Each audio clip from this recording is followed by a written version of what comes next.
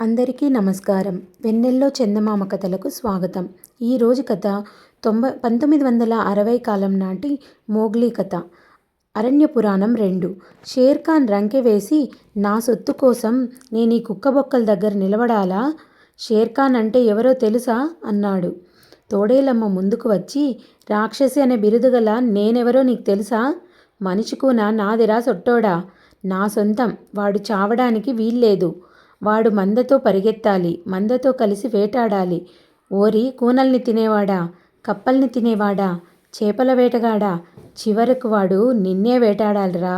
పోరా పో, కుంటుకుంటూ మీ అమ్మ దగ్గరికి పో పో అన్నది. తోడేలయ్య నిర్ఘాంతపోయాడు. తనకు భార్య కాకమునిపే ఆమెకు మందెలో రాక్షసి అనే బిరుదుండిన మాట నిజం.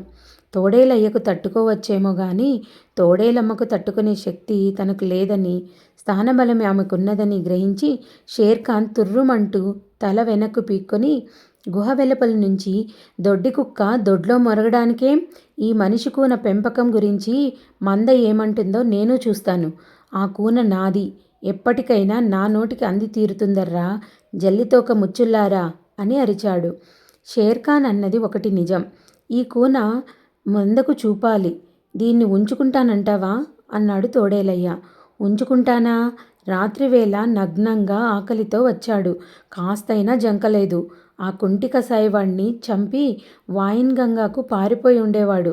గ్రామస్తులంతా వాడి కోసం వెతుకుతూ మన ఇళ్ళన్నీ గాలించి పగ తీర్చుకునేవాళ్ళు. ఉంచుకోనా? తప్పక ఉంచుకుంటాను. కదలకురా బుల్లికప్పాయ్, వీడికి మౌగ్లీ కప్పాయ్ అని పేరు పెట్టుకుంటాను. ఒరే మౌగ్లీ, నువ్వు పెద్దయి నిన్న షేర్ఖాన్ వేటాడినట్టు వాణ్ణి నువ్వు వేటాడాలిరా అన్నది తోడేలమ్మ. సరేలే, మన మంద ఏమంటుందో అన్నాడు తోడేలయ్య. అరణ్య నియమాల ప్రకారం పెళ్లి చేసుకున్న తోడేలు తన మందను విడిచి వెళ్ళి వేరే కాపురం పెట్టవచ్చు. కానీ అతని పిల్లలు కాళ్ల మీద లేచి నిలబడగలిగినప్పుడు అతను వాళ్ళని మంద సదస్సుకు తేవాలి. ఆ సదస్సు నెల నెల పౌర్ణమి నాడు జరుగుతుంది. అప్పుడు ఇతర తోడేళ్లు వాళ్లను పరిచయం చేసుకుంటాయి. ఆ లాంఛనం తీరాక పిల్లలు స్వేచ్ఛగా తిరగవచ్చు. మందకు చెందిన పెద్ద తోడేలేదైనా ఆ పిల్లలను చంపటం జరిగితే హంతకుడు దొరికిన పక్షంలో మరణశిక్షే. తన బిడ్డలు అటూ ఇటూ పరిగెత్తే దశ రాగానే తోడేలయ్య వాళ్లను, మౌగ్లీని, తన భార్యను తీసుకొని సదస్సు నాటి రాత్రి సదస్సు కొండకు వెళ్ళాడు. దాని శిఖరం మీద అసంఖ్యాకమైన రాళ్ళు, బండలు ఉన్నాయి. వాటి మధ్య వందల కొద్దీ తోడేళ్లు దాక్కోవచ్చు. ఈ తోడేళ్ల మందకు నాయకుడు అఖేలా అనే ఒంటరి తోడేలు. బలంలోనూ యుక్తిలోనూ మేటి. అతను శిఖరం మీద అడ్డంగా పడుకున్నాడు. కొంచెం దిగువగా 40కి పైగా తోడేళ్లు, అన్ని సైజుల వాళ్ళు, రంగుల వాళ్ళు కూర్చున్నారు. వారిలో లేడిని ఒంటారిగా పట్టగల సమర్థులు, పట్టగలమనుకునే 3 ఏళ్ల ముగ్ధులు కూడా ఉన్నారు. అఖేలా 1 ఏడాదిగా ఈ మందకు నాయకత్వం వహిస్తున్నాడు. అతను యవ్వనంలో 2 సార్లు తోడేలు బోనుల్లో చిక్కాడు. మరొకసారి చావు దెబ్బలు తిని చచ్చి బతికాడు. అతనికి మనుషుల ఆచార వ్యవహారాలు క్షుణ్ణంగా తెలుసు. సదస్సులో పెద్దగా ప్రసంగాలేవీ జరగవు.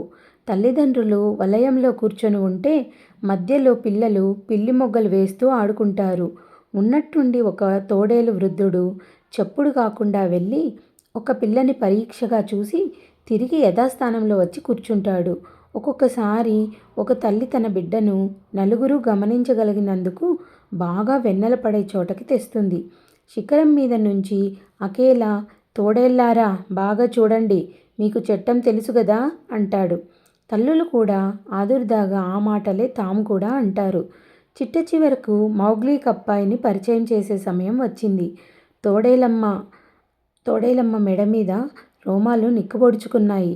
తోడేలయ్య కప్పాయిని మధ్యలోకి తోశాడు.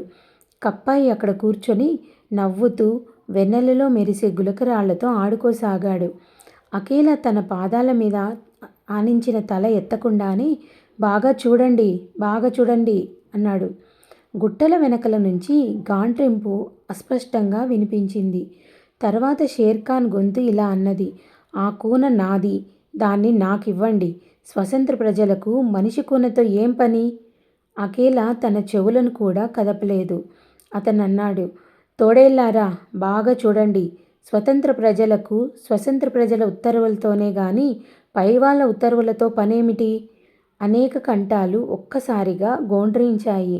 ఒక 4 ఏళ్లవాడు షేర్ఖాన్ ప్రశ్ననే అకేలాకు వేస్తూ స్వతంత్ర ప్రజలకు మనిషి కూనతో ఏం పని అని అడిగాడు.